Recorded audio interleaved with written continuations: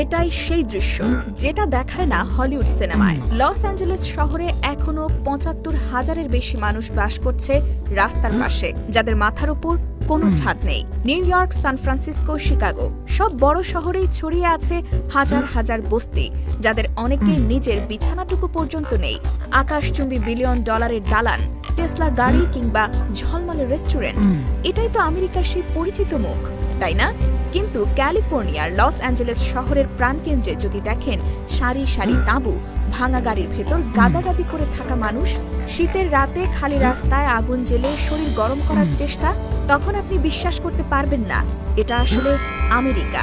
এরা অনেকে সাবেক চাকরিজীবী, কেউ অবসরপ্রাপ্ত সেনা, কেউ কলেজ ডিগ্রিধারীও, কেউ কেউ তো একসময় খুব ভালো অবস্থানে ছিল, কিন্তু চিকিৎসা খরচ, চাকরি হারানো কিংবা ঘর ভাড়া দিতে না পারার কারণে একসময় ঠাঁই হয়েছে রাস্তায়।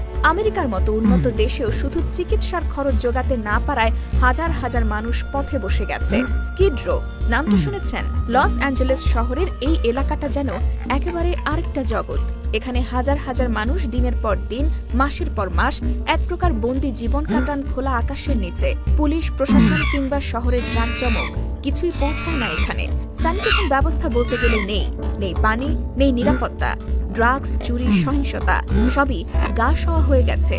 আপনি হয়তো ভাবছেন, তাহলে সরকার কি করছে? আশ্চর্যের বিষয় হলো, এই বস্তিবাসীদের জন্য খরচ হয় বিলিয়ন ডলারের বেশি অর্থ, তবু পরিস্থিতির উন্নতি হচ্ছে না। আরেকটা ব্যাপার হয়তো ভাবতে পারেন, তাহলে তারা কাজ করে না কেন? বাস্তবতা হলো, অনেকেই করতে চায়, কিন্তু চাকরির জন্য দরকার ঠিকানা, পরিচয়পত্র, স্থায়ী বাসস্থান, যা নেই ওদের কারোরই। একবার যদি রাস্তায় পড়ে যান, তাহলে ফের উঠে দাঁড়ানো যেন অসম্ভব হয়ে পড়ে। কেউ কেউ তো একসময় রিয়েল এস্টেটের মালিক ছিলেন, আজ তারা রাস্তায় বসে থাকেন একটা কম্বল নিয়ে। এই গল্পটা কেবল দারিদ্র্যের নয়, এটা একটা সমাজ কাঠামোর চরম বৈষম্যের প্রতিফলন, যেখানে এক পাশে মানুষ বিলিয়ন ডলার দামের বাড়িতে থাকে, আর অন্য পাশে মানুষ এক কাপ স্যুপের জন্য সারা রাত লাইন দেয়।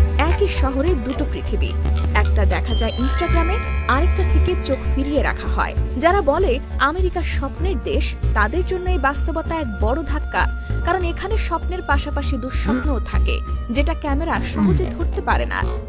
সব সমাজেই অদৃশ্য কিছু গল্প থাকে, যেগুলো না দেখলে, না জানলে বিশ্বাসই করা যায় না। এই গল্পটাও তেমনই। আমেরিকার সেই মুখ যেটা খুব কম মানুষই দেখতে চায়, অথচ প্রতিদিন যার সংখ্যাটা বেড়েই চলেছে। এটা আমাদের চোখে আঙুল দিয়ে দেখিয়ে দেয় উন্নয়নের ফাঁকে ফাঁকে কিভাবে হারিয়ে যায় মানুষের মৌলিক অধিকার, মানবতা আর নিরাপত্তা। সেজন্যই এই গল্প বলা দরকার, কারণ সত্য যতই অস্বস্তিকর হোক, সেটাই তো সবচেয়ে জরুরি।